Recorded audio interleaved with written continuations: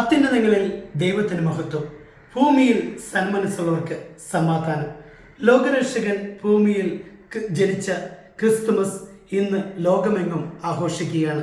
പുൽക്കുട്ടിൽ ജനിച്ച ഉണ്ണീശോയുടെ ജനനത്തെക്കുറിച്ച് വിനീതരായ ആട്ടിടയർക്കും വിജ്ഞാനികളായ രാജാക്കന്മാർക്കും ദൈവദൂതർ അറിയിപ്പ് നൽകുമ്പോൾ ലോകജനതയെ മുഴുവൻ അതിൽ ഉൾക്കൊള്ളുന്നുണ്ട്.